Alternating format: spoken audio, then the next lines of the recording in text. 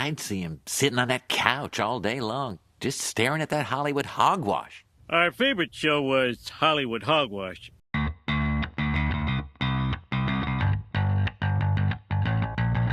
Hey everyone, welcome to another episode of Hollywood Hogwash. I'm Andrew Pisano, along with my brother Joe Pisano and Aaron Rosa. Oh boy. We got a good one. It's been a long time coming for this one, huh? I guess it has been. Yeah. This is like 3.0 for Hogwash. Yeah, You know, we lost a guy. that's true. Lord rest his soul. And, R.I.P.. R.I.P. Josh. He just tweeted today, like, I don't know what to do with all this time in my hands. And then he just put, give me a purpose. I was like, all right. I think I know what he's doing with his hands, by the way, but... How about, I don't know, get a job, I guess? This guy, I haven't gotten a text from him in probably 4 or 5 months. He actually texted me 2 or 3 days ago, and it's a meme I saw like last year. Oh, It's sure. like, what? He's a year behind. Just to you? Just to me. Yeah, directly to me. Josh is a year behind it. Yeah, that makes sense. Yeah. Yeah. Yeah, No, sure. you got to walk into a store and go, trabajo, por favor. That's Yeah. it. And then hope they take pity on you. Yeah. They're like, oh, he's dyslexic. And he's like, well, I am, but He's not like- for the reason you think. Well, I don't speak Spanish, so how do I get a job? Like, I don't know. Half the people don't speak English here in Houston, so pretty sure you, as long as like you know how to wash a fucking dish, all right, there's dishes. Oof. You don't have to speak the language. Oh, boy. I know, Josh, manual labor. Yeah. No. Hope he gets a remote job or something. We'll see. But no, Sinners came out in like March. Yeah. Or like it's- February. is that maybe, right? Even. Was it February? It Wow. was a while ago. It's been out for a while. It just like now officially ended its theatrical run. Did. I mean, like you don't hear about movies staying in theaters that long anymore. No. Like it has to be something really special. It made over 300 million worldwide, I think, and it didn't cost. It wasn't one of these big budget Marvel movies. Joe, so, Right. listen. So listen to this. April 18th. April. okay. Holy shit. Okay. This is the number 3 highest grossing horror movie ever, and the number 10 highest grossing R-rated movie ever. That's impressive. That's wild. That's impressive. When wild you can for an original movie now. right now, movies are like suck, wow. Yeah. Suck. Like that's movies in the theaters. That's why they're losing us. But yeah, when you get a good one, it's like, oh, okay, yeah, we got to get to the theater to see this. Crap, F1, crap. Right. Yeah. Sinners, crap, F1, crap. Budget 90 million, and it made over 365 million. So Damn. there you go. Good for them. Yeah, and I'm sure those. Let me tell you, those Steelbook sales are they're all sold out, and we're still even though technically it's out, a lot of us are still waiting for our Steelbooks to come in the mail, Right. Because all these places, especially Amazon, took too many pre-orders, and I guess they didn't have enough. Fun fact, Andrew used to have 2 children. He had to put up one of them to get a steelbook of this. It's really hard. The second he came out of the theater. Look, it's crazy why it's like, why is it so difficult for me to get a fucking Steelbook these days? I just don't understand. I found out there's a company. Because you and the 9 other people that are still collecting them, they only make 8. You say 9, but there's a whole group of us, more than you think, just like, the feet lovers. But anyways, no, I found out there's a company in Korea that makes like the best Steelbooks, and the ones we get in the US like don't even compare. Like last year they came out with a Dark Knight one. What? And it's amazing, but they only put out like 1,000, and they all sold out, of course. And it's like, hey, why don't you make some more? Do you sell like, them out again? Do you like money? Yeah, Yeah. Because now they're going for like $1,000 on eBay. And it's like, well, I mean, what can I? And they're what not- I sell? And they're not making any money off that. That's all resellers. Yeah, So they right. have no incentive to underprint. Yeah, You're right. It's so amazing. Like you got to see them; they're so cool. But yeah, we're gonna break down Sinners. First, make sure you go to Patreon.com/Hollywood Hogwash. You get this main show ad-free and before everyone else. We've also got over 100 bonus podcasts. That includes brackets, which actually we're about to record a bracket that's going to be coming out next week. And we also review a bunch of shows like Andor, we just finished, Last of Us, Daredevil, The Boys, Invincible, Penguin, Squid Game, which we just did the Squid Game Season 3 review. So that's on Patreon right now. But yeah, go to patreon.com/Hollywood Hollywood Hogwash. So there you go. Go check it out. You will love it. So yeah, Sinners, man. It's funny, like every once in a while I see so many like shit movies in the theaters these days, and F1's really good. Essentially it's a commercial for F1 though, so it's like it's not going to be this world-changing movie. Right. But like when Sinners comes out, I was like, when I saw it in theaters, I remember when I first saw the trailer, I was like, what is this, racist vampires? But it's not that, and when it's not that. But like when you, Set a little bit. it's really not. A little. It's not. They're not. It's not. The main vampire's not racist. He's the one in control of all of them. But he's white. And I think no, he's not Forcing them- racist. But I think it's a race thing, right? Like it's clear that if the vampires didn't kill them, there was a group of white supremacists that were right, coming but to I'm murder saying them they anyway. weren't vampires. Like it's not like the KKK were vampires. Well, no, Some because of them plenty of both sides were vampires in the end. Yeah, right. I got you. But so it was just like, man, like this gives me hope for the future. Like a good movie could still be made. And this is like a message right to Hollywood where it's like, you can make an original movie and it can do really well if you make it really well. multiple times that's happened this year. I loved that the trailer was just kind of generally vampires. Yeah. So I got to go in and halfway through realize, holy shit, this is From Dusk Till Dawn. Yeah. I thought this was just going to be a blah vampire movie. Oh yeah, no, for sure. Like halfway in the film, when the girl that plays Annie, she's telling them all about vampires. It's like, we need garlic, we need steaks, wooden steaks. But it was like, oh yeah, that's just like the scene in Dusk Till Dawn where George Clooney's like, they're vampires. You're like, but I don't believe in vampires. Yeah, well, there's vampires outside, so you better believe in them now. Yeah, it definitely. I love had that some he was like a aspects. preacher. So he was able to bless a bunch of stuff to Right. like the water. Yeah. He kept Yes. blessing water just so they can throw it on him. That was fun. Love And that this movie. was obviously a more serious take on like Dusk Till Dawn, because Dusk Till Dawn is very silly, but in an amazing way. But like after seeing this, I was like, I don't think I've enjoyed a movie on the first viewing, like a new film, since Everything Everywhere all at once. And that was 2022. So for me, it was like 3 years. We all know about my obsession of Oppenheimer, but that didn't come until like I started rewatching it. Like when I saw it in theaters, I was like, that was good, but boy, am I confused. Christopher Nolan movies all over the place. You got to watch it a few times to. Yeah. And then I became obsessed with it. But like first watch in theater, it was like, wow, this movie is incredible.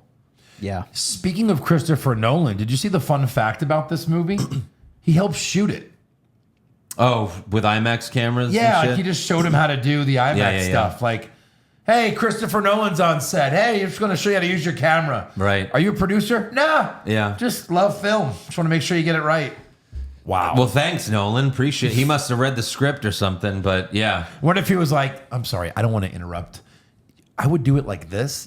Just do one take for me. Yeah. Since I came. Right. And it was like a major. I mean, yeah, he's the IMAX like expert. He's the one that made IMAX like a big thing in film now. Because before it was just for filming whales Yeah. that you go watch at a fucking aquarium or something. National or Science Moody Museum. Gardens. Like, oh, we've got IMAX. You see a big whale.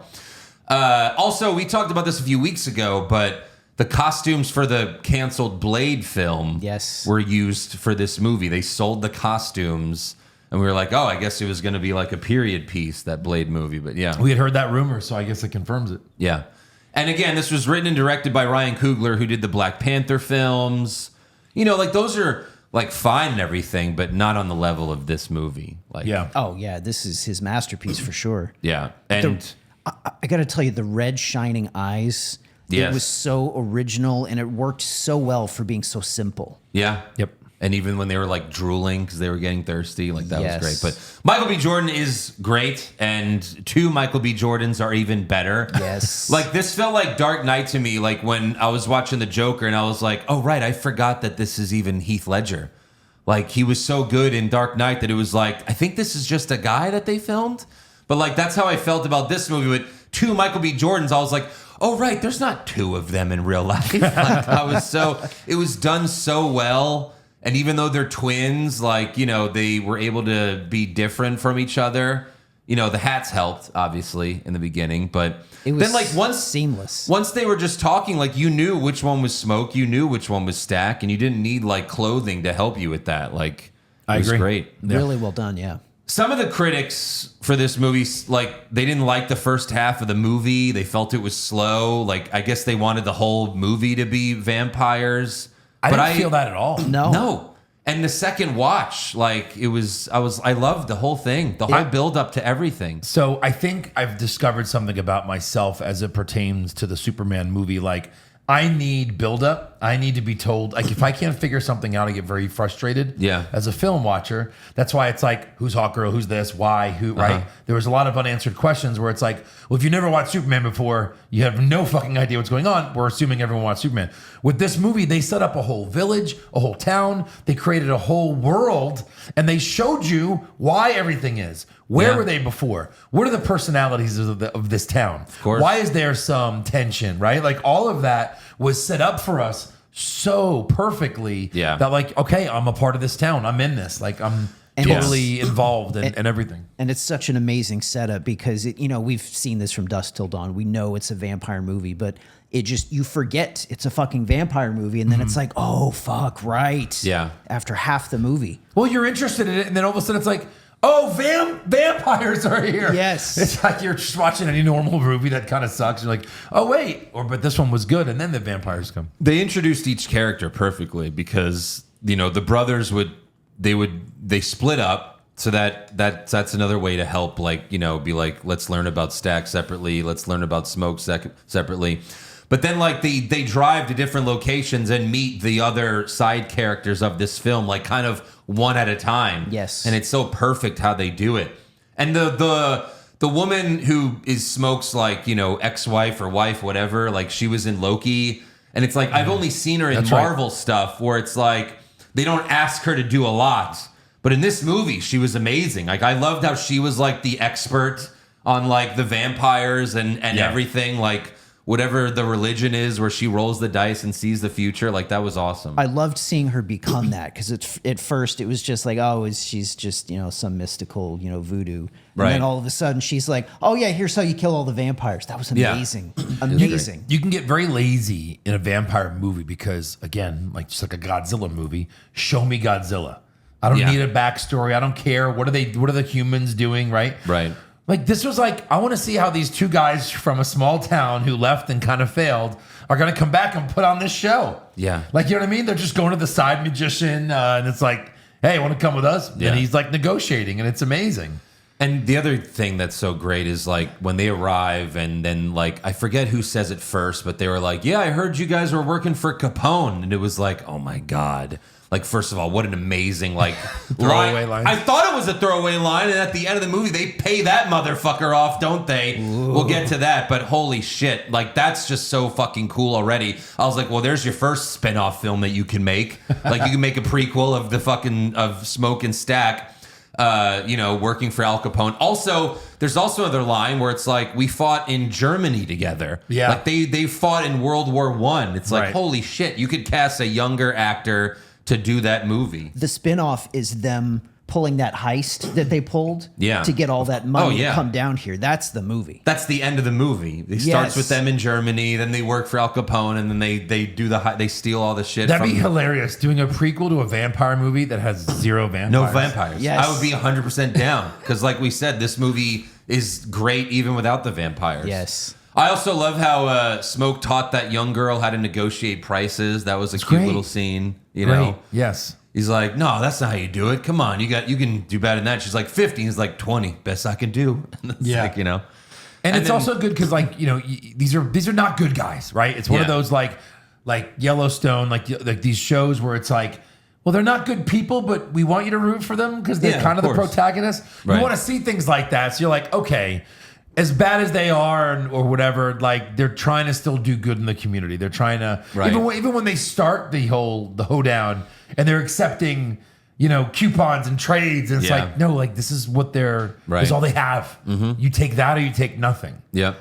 Yeah. And then, of course, we have the classic mobster shoots someone and then pays for their hospital bills. We've seen that in a lot of Scorsese movies, and even in Departed, like when Jack Nicholson like re-breaks Leonardo DiCaprio's hand, and then he's just like he has like just a bunch of dollars. And he was like, "I'm sorry, it was," and then he just throws a whole wad at him, like, "Sorry, it was necessary." But. I think I'm still making my way through The Sopranos. I think Tony did it a couple of times. He does it so many times. Oh my god! Hey, I'm sorry for beating you up. When he beats up his bartender, which I think that's like season 5, like he feels bad about it, pays for all of his hospital bills. Yeah. Then we see Stack tempting Delta Slim to play his harmonica at his club with some Irish beer from Chicago.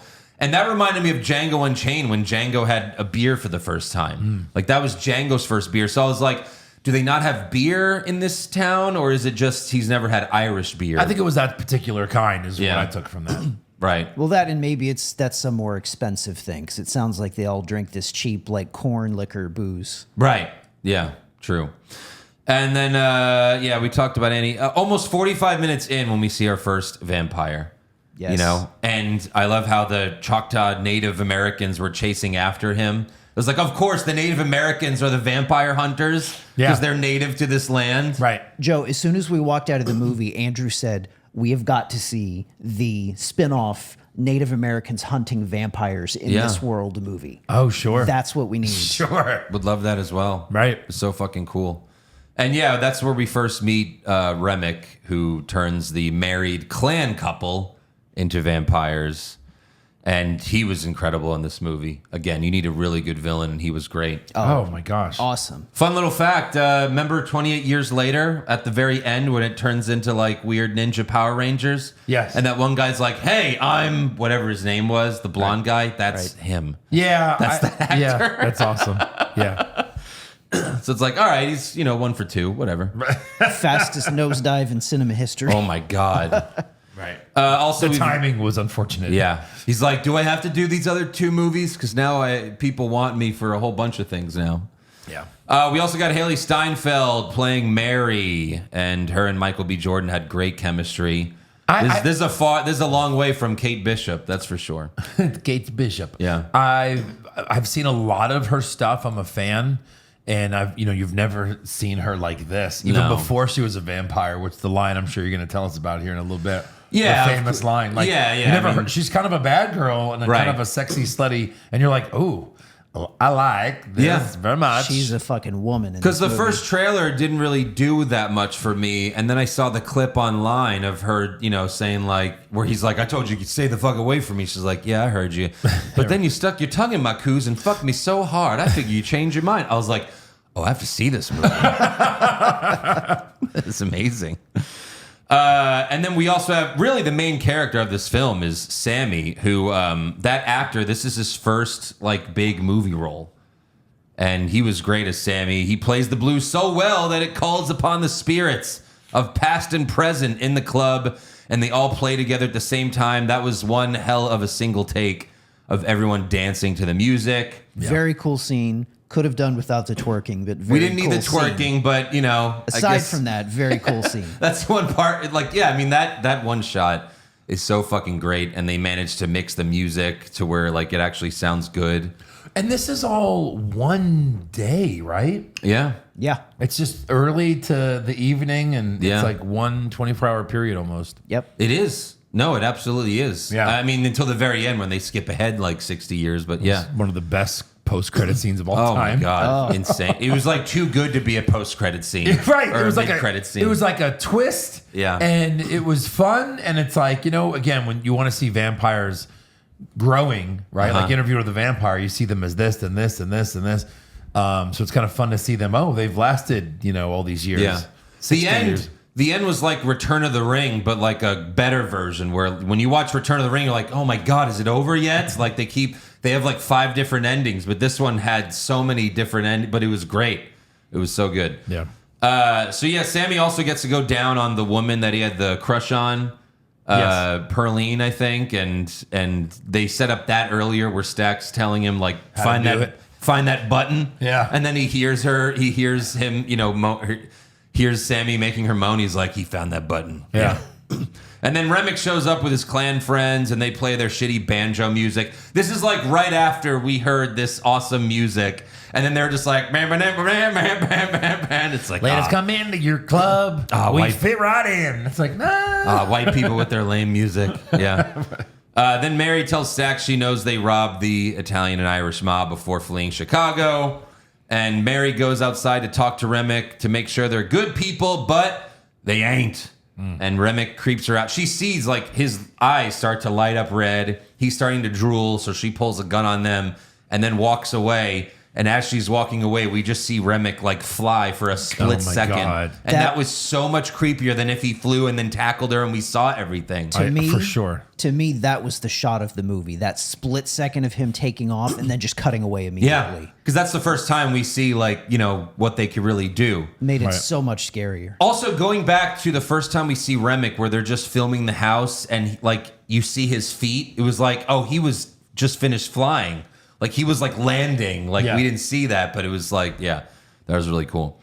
And I love how they kept the lore of, you know, the vampires have to ask to be let inside. It's great. Because so many movies don't do that anymore. You got to have rules, just like you have to have kryptonite for Superman. Without kryptonite, you can't beat Superman. Yeah. If there wasn't a rule that you have to be invited in, then it would just be a world of vampires. Right. They made things a little original, but they were pretty traditional Stick to the with rules. the rules. They didn't get too crazy. Because a lot of vampire movies don't do that anymore. They don't keep that one where it's like you have to be asked, you know, to be let inside. So Mary gets in there, she seduces Stack, and then Stack notices Mary drooling, and like she slowly spits in his mouth for like this. Ooh, was that gross or hot? I'm not exactly sure. It's been a rough take for Michael B. Jordan. I heard about this before I saw it. I thought it was going to be blood. So like I was actually expecting it to be way grosser. Like I thought it was like they were both vampires already and she like, you know, just slowly spit blood in his mouth. But yeah. Another really good part after this was Sammy seeing them have sex. Like he opens the door and she's just riding him. And then he goes back to Smoke. He's like, well, they're having sex. He's like, I don't give a fuck. And then he opens the door and now she's biting him. And again, like the gross, but I kind of like it. Yeah. Like in that last Nosferatu did this too much. But they did it with her of the like you hear her gulping the blood. It's cool. I don't know if I like it or hate it. It's but because if you close your eyes, it sounds like a sloppy blowjob. I was really uncomfortable with how much the shot of her with the blood all over her chin and smiling. Yeah. I was really uncomfortable with how much that turned me on. Of course. Like, damn. Yeah. there you go. So Smoke shoots Mary with his 2 pistols. All 12 rounds go into her, but she gets back up laughing and says the line from the trailer, "We gonna kill every last one of y'all." And then she runs out of the club. And then Stack bleeds out in Smoke's arms, and then they lock Stack in the room. And then Cornbread takes a pee break, but Remick bites him. Again, we don't see it. You just you see that it's about to happen. Yep. And then Cornbread returns and asks to be let in. But then, and he's like, why do you got to ask to be let inside? Like, what's your deal? You know? Right. He's like, well, that would be rude, right? And then, like, I just love how they try to pretend like they're not vampires. And he was like, what's that about? He's like, it's to be kind to one another. Come on, we got to be kind to everybody. No, the minute that went down, you're like, oh, fuck, they got him. No. Yeah. So then Stack wakes up and tries to convince his brother to let him out of the room. Stack mentions how they were in the German trenches together. And then eventually, like, Stack forced open the door and Annie threw garlic on him and he ran out of the house. Then that's where Annie explains the vampire lore to everyone. You know, she rolls the dice, she sees the future, and she tells Smoke, if I get bit, promise me you'll free me before I turn. I got somebody on the other side waiting for me. They're waiting for you too. And they already set up early in the show that they had a baby together that, you know, basically died at infancy. Yeah. And that was a great scene as well because you were like, he shows her that he kept like the mojo necklace that she gave him like a long time ago. And she was like, yeah, that worked on you. Like you survived working for Capone because of me. And then he says, well, why didn't it work on our baby? And you were like, oh, fuck. Ugh. And even she had nothing, you know, she had no words for that. So I have a devil's advocate question. Why did Mary immediately run out of the building? Because at this point, nobody knows she's a vampire. Nobody knows how to kill her. And anybody that runs at her, just bite their finger, bite their arm. You bite everybody that comes at you, and you're immediately... So she could have gone through that entire barn because she was already in. Yeah. Nobody knows how to kill her yet. True. Yeah, I don't know. I mean, they also do say, like, Remick is kind of controlling all of them because, like, he's, like, the main one, right? Like, they kind of explain that. Maybe that just wasn't part of his you've got them power. all there. Maybe she saw some garlic they were about to use. Maybe she saw, something where she's like, I'm a new vampire. I'm not really sure what kills me. Let me get out of here. Yeah. Maybe. I think it was just, like, part of Remick's plan. Like, we want to come in there all together at the same time. Yeah. Like, we have to be all let in, obviously. And then outside, Remick, because after that, they're like, party's over, everyone leaves. So most of the people leave. They all end up getting bit. Because then later we go outside, and Remick now has this huge group of vampires, and he's making all these black people sing and dance Irish folk music. Including Michael B. Jordan. Including Michael B. Jordan, yeah. Yeah. That was great. And it was like, at least the Irish folk music was good versus the banjo music they played earlier. But like, I love how they incorporate music in this movie. Then there's the scene where Annie makes everyone still in the club eat some garlic to prove that they're not a vampire. Nice. And then even like the Asian woman's like, you don't have the pickled ones? Like, this is gross, and... But like, that was intense. Yeah. You know what I mean? Like, you're like, right. Because Pearline really didn't want to do it, and so Smoke like put a gun to her head, like, you better do it. Yeah. And then Delta Slim like ate it and then had like a horrible reaction to it, but then was okay. Yeah. I think he blamed it on like drinking too much or something. He did, yeah. I think he almost threw Like, up. it was gross. I mean, imagine being drunk and eating a piece of garlic. Yeah. You're Ugh. probably going to fucking puke. I've never done that, so makes sense. Then Cornbread bites the poor drunk they threw out. Like, they thought he was dead because he was laying there and it looked like blood, but then they found out it was just beer, the guy that got beat up, and then like they opened the door to let him in, and then Cornbread just tackles him. Amazing swerve. Also, Grace's husband, Bo, he goes to leave to get the car. He returns as a vampire while Cornbread's eating the other guy, and Grace is like, what Cornbread? And he was like, he's just a little hungry, honey. Like, that was amazing. Yeah, that ain't shit. That was amazing. Come on, bitch, let's go. And I like how she realized he knows where our daughter lives. Yes. And he'll probably go kill her. Yeah. Remick So just straight up tells Grace, he was like, we're all connected. I know all their thoughts, everything. He's like, I know how you like to be licked. Ooh. And she's just like, God. And he's like, if not, we can go visit everyone in town, including your daughter. And that's what really, gets to Grace, obviously. Yeah. Remick says he also wants to see his people again, and Sammy is the key to all that. Sammy can call upon the spirits, so he wants to use Sammy to play some Irish music so he could see his ancestors again. Right. And then Remick tells Smoke that Hogwood, the man that sold them the place, is the leader of the KKK. Because in the beginning of the movie, like, Smoke and Stack buy this place from him, and they tell him, like, if we ever see you again, we're fucking shooting your ass. And he, like, you and your clan friends, like, the KKK don't exist anymore. Yeah, right. And then Remick's like, oh, yeah, they do. And they were going to come back and kill you. So join us, and we'll kill all those ignorant sons of bitches. Like, that was amazing. That was so great. Yeah. Beautiful. And also the fact that, like, Remick is Irish, and, like, even Irish people, when they came to the U.S., like, they were discriminated against. So he was like, I know exactly how you guys feel. Yeah, Like, fuck these people. that was like his olive branch to them, yeah. Yeah. Vampire is such a funny thing because, like, you're like, no. And then when you turn, you're like, this is the greatest thing of all time. I don't know why. I'm sorry for doubting you. Exactly. I have superpowers. Must I get be to live great. forever. Yeah. Yeah. Just can't go outside, during the day anymore. So then Stack almost convinces Smoke to join him. Like, he has this great speech. He's like, look, I ain't doing this without you. And then, like, you see Smoke starting to, like, lean forward like he's about to join. Then they just pull him back in the house and close the door.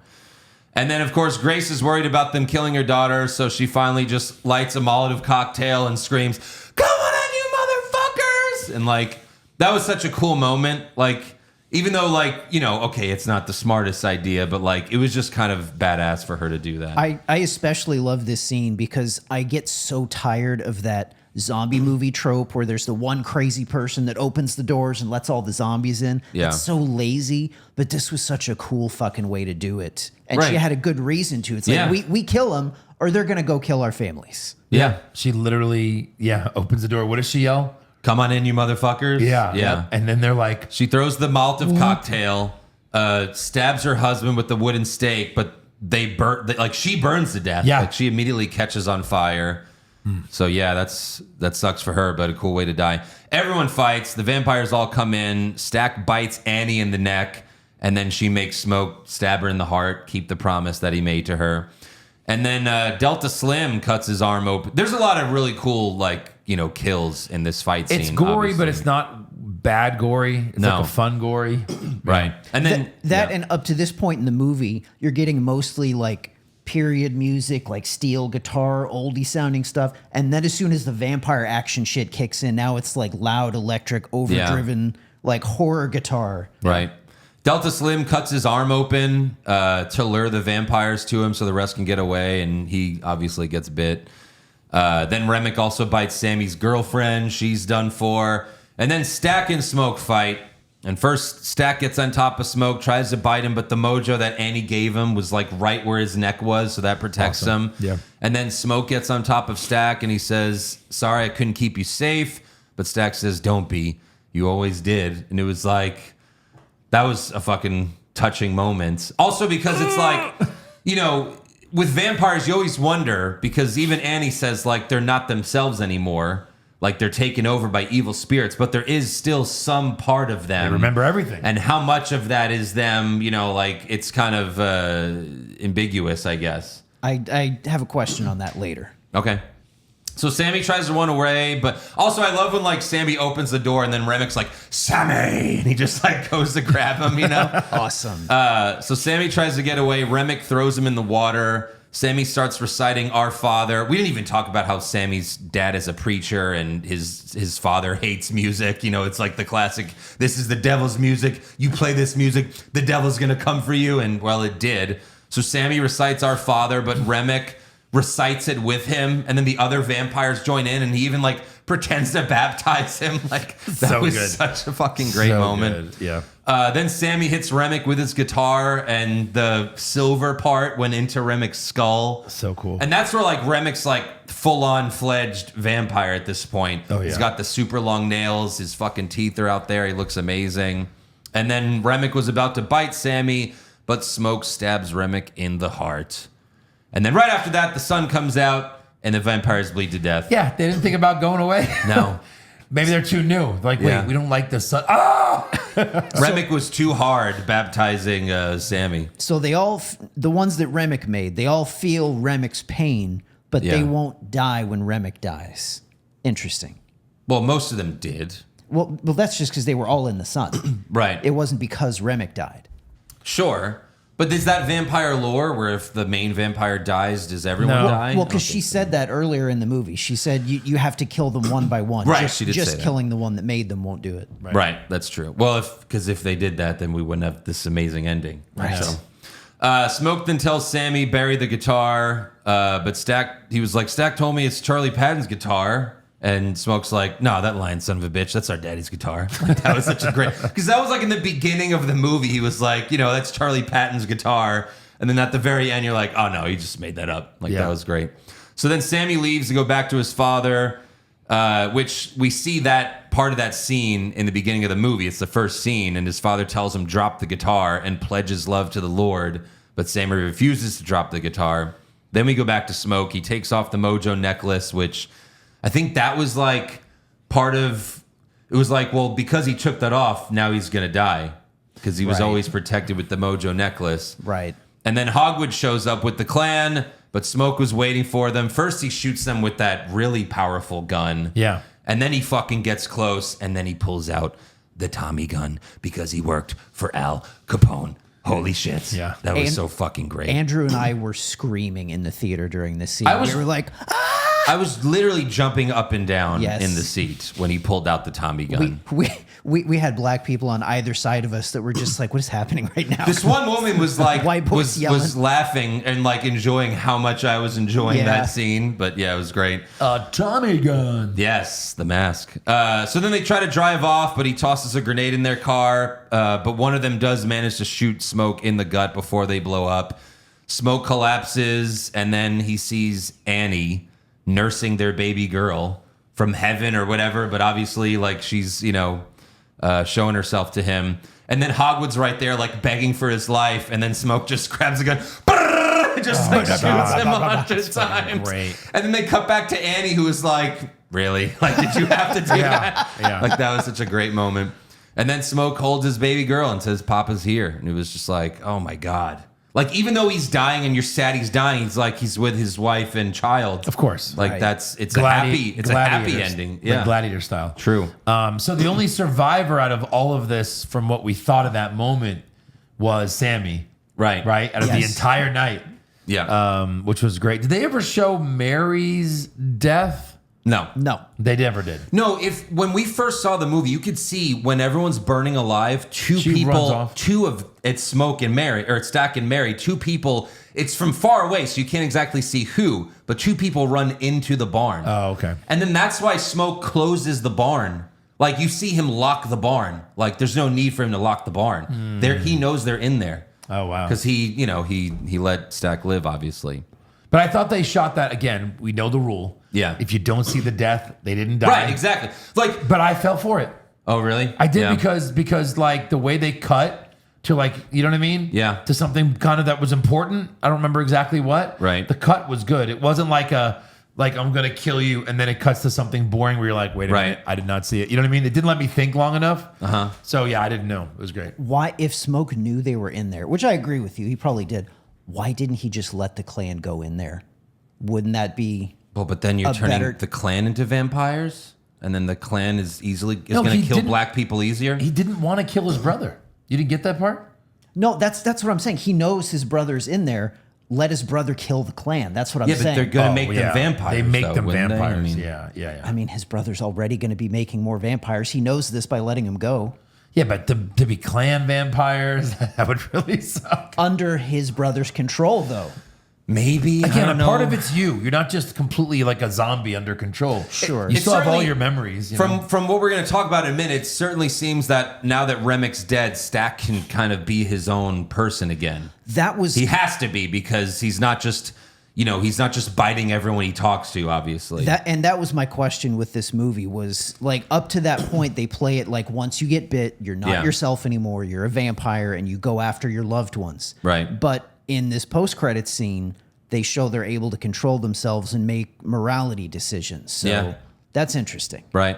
So yeah, they show Sammy like driving in the car, holding the guitar, and then we flash forward 60 years to the 90s to show that Sammy lived to be an old man, played music all of his life. He has his own club, and his band is called the Pearlines, named after his girlfriend for the one night. Yep.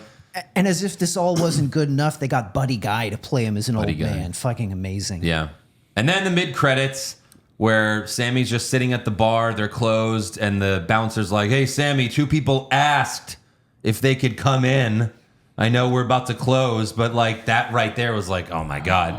Yeah. And then he was like, fine with me. And then in walks Stack, dressed like MC Hammer, along with Mary. So good. It was the early 90s. Yep. And he's just, and Sammy's like, how? And then Stack says, I guess I was the one person he couldn't kill. Amazing. So Stack and Mary survive this whole time. They offer Sammy the chance of immortality, but Sammy says, I think I've seen enough of this place, which is, I think, Sammy's best line in the film. It's so great. Also, Sammy's like, you couldn't have done this when I was a young man. You're going to trap me in this old body for the rest of eternity. Yeah. And then, like, as they're leaving, Sammy tells Stack, he's like, before the sun went down, that was the best day of my life. And Stack's like, yeah, me too. That was the last day I saw the sun, and that was, like, the only time where I actually felt free. Oh, I wow. was like, Right. The damn. last day he saw the sun. Yeah. That was fucking crazy. And then there's also another like post-credit scene just showing young Sammy like playing the guitar in his father's church. But Yeah. just a little bonus content there. But holy fuck, man. We like, I know Ryan Coogler said, like, there's no plans to do anything else because I'm sure they didn't expect this movie to be the hit that it was. Because, like, it's so rare for an original film to do so well at the box office, but you can make 3 spin-offs of this movie. Something has to be done, at the very least, like a series or something. You could do anything. Does that not go against some of our own personal rules of, like, don't ruin it? It's such a great thing and leave it alone? But knowing Hollywood, they're probably calling him every day, begging him to do something. Oh, they're saying, look, we'll take anything, even if you won't direct it. Just give us a script for it. Yeah. But you got to do it now. You can't wait 30 years like Beetlejuice. You got to do it now. This is, strike while the iron's hot. Like, this is when you have to do it. If you wait too long, it's definitely not going to be good. I think you could do one thing and make it great. Breaking Bad was amazing, and so was Better Call Saul. So it is possible. It's possible to do it, but... Sure. Final ratings, guys? Point to me first. What's yours, Aaron? It was a 9 for me. I'm really cautious with 10s, but it's hard to get better than this movie. It was phenomenal. Yeah. And it was an original movie. Right. Yeah, I'll go 9. That's great. I loved it. It's a 10 for me. I'll make that dive. That's it's fine. a 10. I love it. I'm It's going to be tough to argue watching with. it over and over Oh. and over. And then I'll memorize all the lines and I'll recite them to you That- guys. that good. And you guys will love it. And ruin our lives. Thank you, Andrew. Exactly. Ruin our lives. Yeah, I told you about the Christopher Nolan thing. This is the second highest grossing original horror film after, any guesses? A film from the 90s, late 90s. Scream. No. No. Blair Witch. Oh, that's a good one. No. Ooh. This was like, very talked about. Any hints that Well, we can get?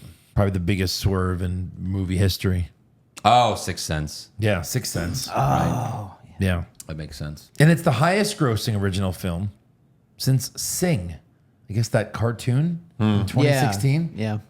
Like, does that mean like everything else has either been adapted or sequeled or bombed. A lot of bumps. isn't that crazy though? Like, Of course. wow. That's why I proposed like that scenario where it's like one scenario where we only have original movies. There's no reboots or remakes. There's no more Marvel. There's nothing. Or we only have the reboots and remakes. And to me, I would choose original every time. Of course. Hard to Yeah. argue with that. Yeah. So there you go. Let's get to the news and rumors. There's quite a bit.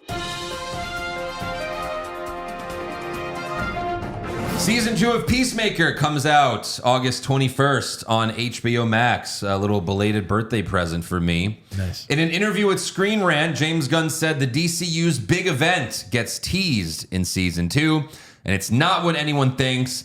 But if people watch the next season of Peacemaker, they'll see where a lot of these things are going and have a little bit more of a sense of maybe what can happen. So in the trailer, we do see where like Peacemaker is pointing a gun at Peacemaker. So like, something's going to happen there. He says we don't know what it is yet. I mean, it sure looks like he's about to shoot himself in the back of the head. And just kind of do the Deadpool Wolverine thing where they just kill off all the other, Is this how the Fox people. Is this how they explain the transition from Snyderverse to Gunverse? Right. Maybe. Maybe. Yeah. He says it gets teased, so maybe it's not the full thing. Right. Just a teaser. Yeah, you Or probably just can't. that's a marketing thing. Watch Yeah. it because something cool could happen. You probably Right. can't go too big in Peacemaker. You got to save that for your movies, I guess. Well, yeah, James Gunn shared the first poster for Supergirl, which is currently slated to come out June 26th of next year. So that's the next Is one. that the next planned I think so. part of Yes. this universe after As far Peacemaker? as movies are concerned, I think so, Wow. yeah. Yes. By the way, I found this out. The movie that Supergirl is based on, Woman of Tomorrow, she does start out as an alcoholic. Like, so say what you will, but it is canon from the comics. And that's apparently the most popular Supergirl, graphic novel there is. Well, sure. The Supergirl story. Because it makes her interesting. I want to see one where Superman's an alcoholic. That'd be fun. Also, Variety reports DC is fast-tracking a Wonder Woman movie. No surprise there, obviously. Everyone's now wondering who they're going to cast, but we don't fucking know who's even going to be Batman yet, so. Yeah. We'll see. And then also in an interview with Variety, Fantastic Four director Matt Shakman confirmed that John Malkovich has been cut from the film. Malkovich played a villain called Red Ghost, and Shakman said he was brilliant in it and gave it his all, and it was heartbreaking not to include him in the final version of this movie. You better have a fucking very good reason to cut John Malkovich from anything. Yeah, I'll just say that. From what movie? Fantastic Four. What? Yeah. There's screenshots of John Malkovich. There's even like a little bit of like. Why would you cut him out? What are you doing? I don't know. I want more Malkovich. Yeah. Who doesn't?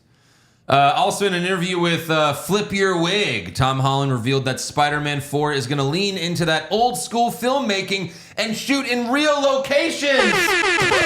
So it's not just going to be that too. It's not just going to be a green screen prison that they filmed this whole movie in. That's nice. Fuck yes. Also, Kevin Feige, in an interview with Collider, reconfirmed that Spider-Man Brand New Day is a street-level story. He said it's him being himself, dedicated to saving the city and dealing with, for lack of better terms, street-level crime as opposed to world-ending events. Aaron, that's Kingpin. I'm telling you right now, that's Kingpin, that's Daredevil, that's Punisher. Well, we already know Punisher's going to be in it. So, of course, it's got to be Kingpin and Daredevil. They're going to get Scorpion in there. Yeah. They're going to do Rhino correctly for the first time. Andrew, you were always getting on me about building things up too much and getting too excited. No, but this one's for real, though. But this time it's true.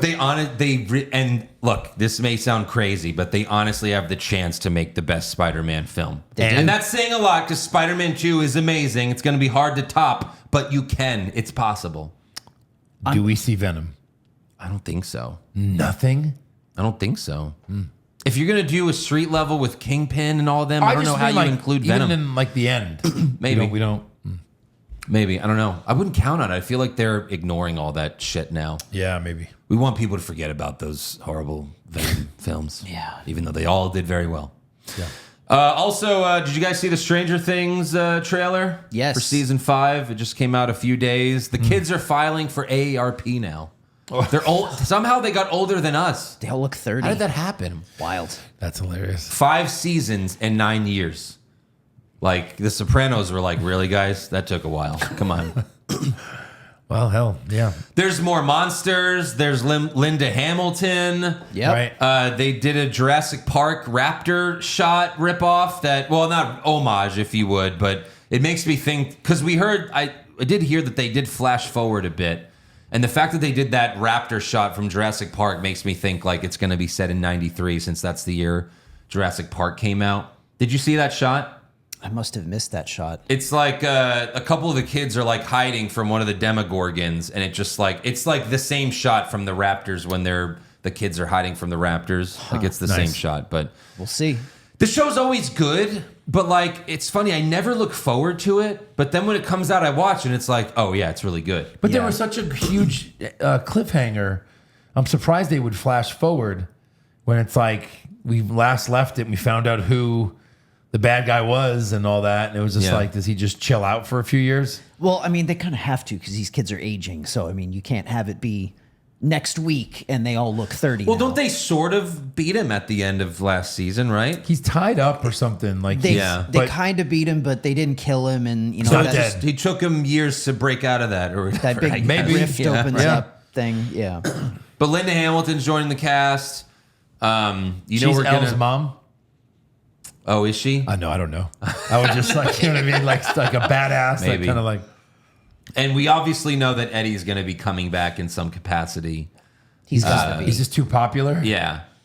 I mean, there was the whole theory that Is he shown as like, I'm coming back? well, Like they he's in showed the- his grave. You see one of the kids, the kid that was just, I forgot all the kids' names now, but like, well, it's like it's a pretty popular theory. I think they nailed it, whoever said it, but like he's going to be with the fucking bad guy. What's his name? Because there's the Dungeons and Dragons lore where he's like Vecna has a minion that's a vampire, and Eddie got killed by bats. You know, 2+2. Eddie's going to be Vecna's like vampire, minion guy. I guess that's going to be cool.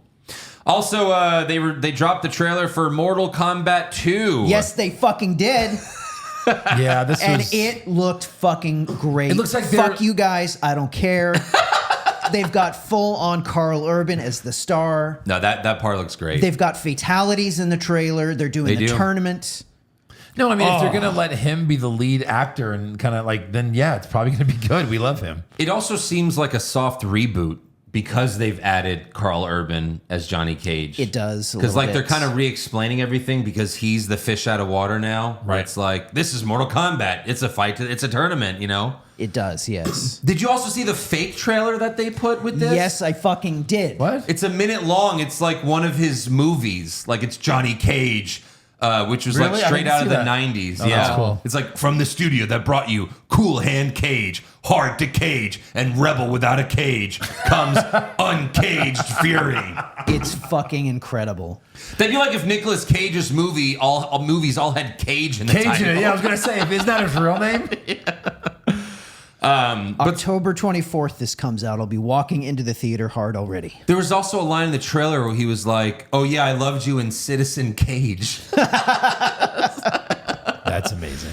I would say it mostly looks good. Some of the green screen shots look bad. Like the one where they're like standing outside, it doesn't look great. So, but I just love fake movie trailers. I used to make them when I was younger. Yeah. I think they're hilarious.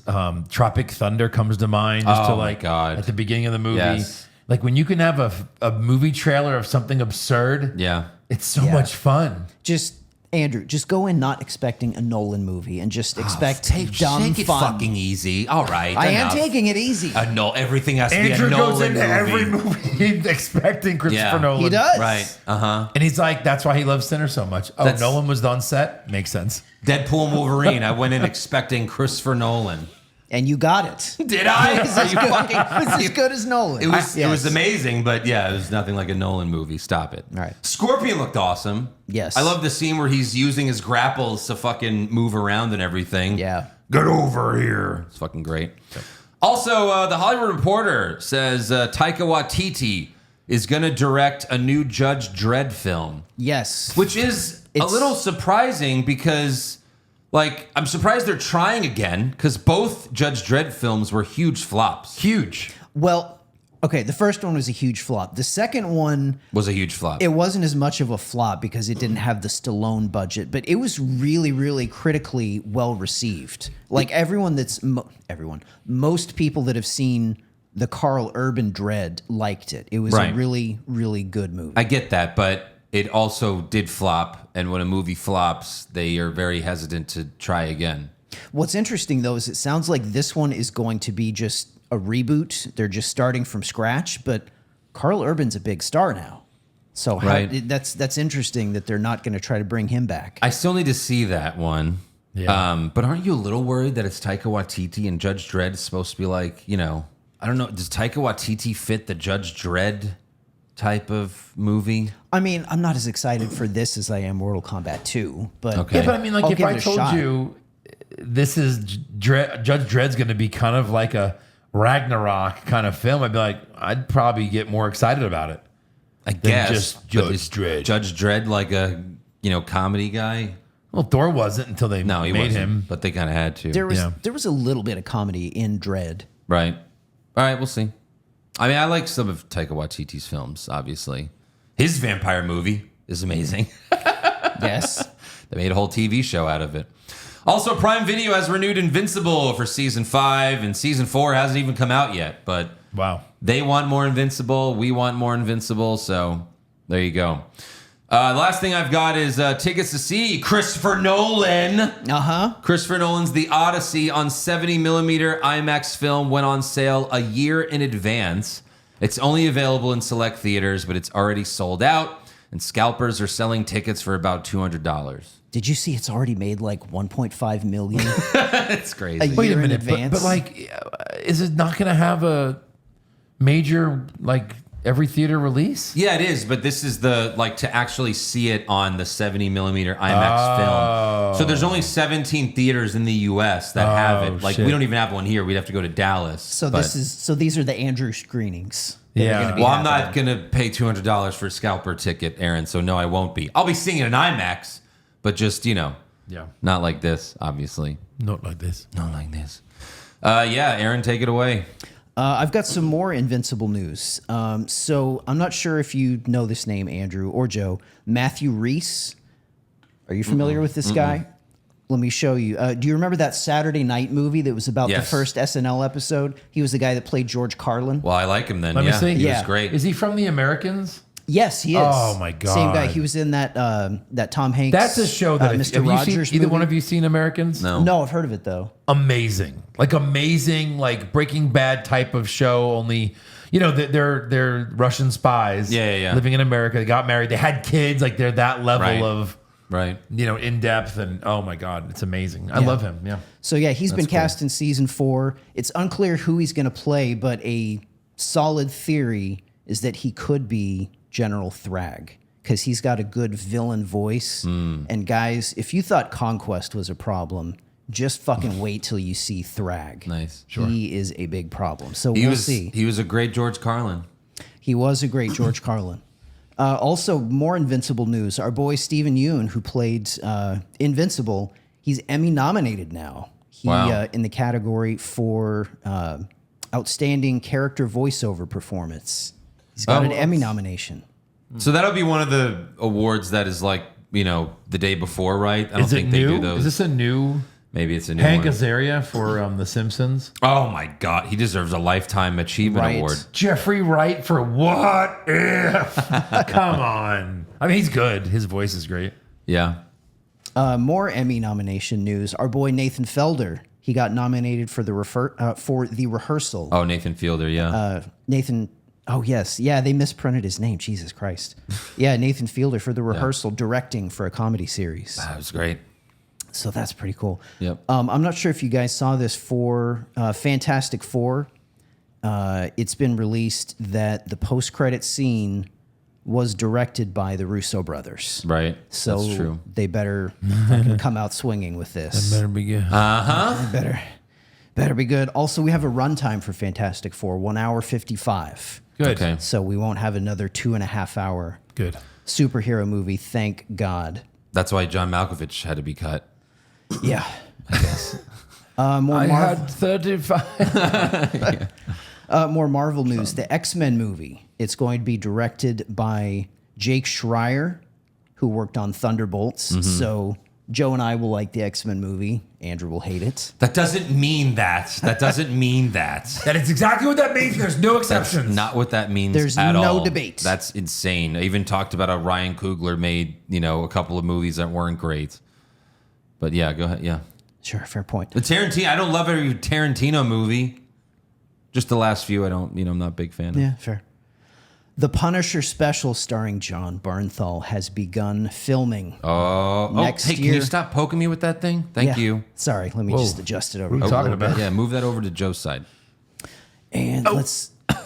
What should I close out with? Okay, Godzilla -1, the sequel, could release as soon as next year. Okay. I think we all generally liked that one. You very good. A little bit less so, Andrew, but you still like the action scenes, right? Godzilla scenes were the best Godzilla scenes in any Godzilla thing ever. Yeah. So, yeah. Very good. So that should be out next year. Oh, also one last thing. Creature Commando Season 2. James Gunn said he's not writing the season. So a little concerned about that. Oh, he's not writing season 2? He's not writing Season 2 because Season 1 was phenomenal. It was very good.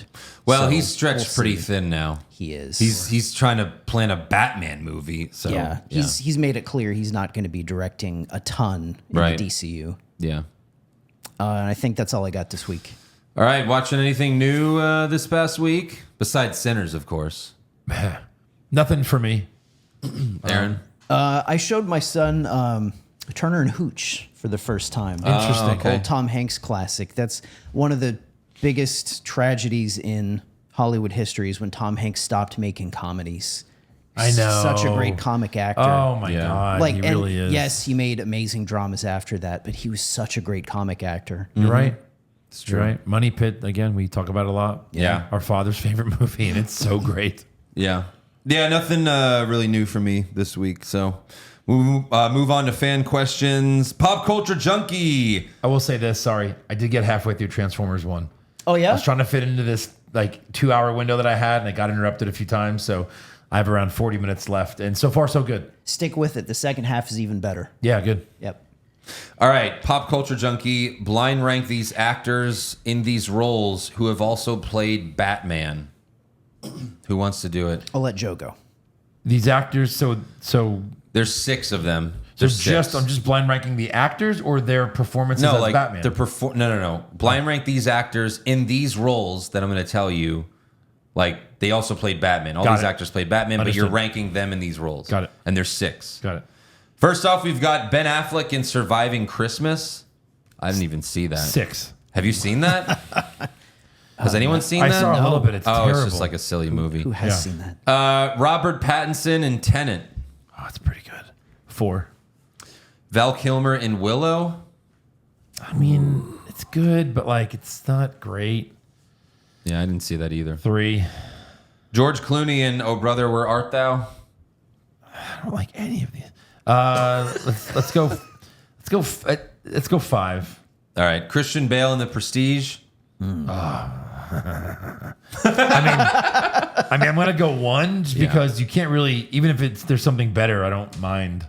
So number 2's open. Yeah. Michael Keaton in Johnny Dangerously. Oh my god. Yeah.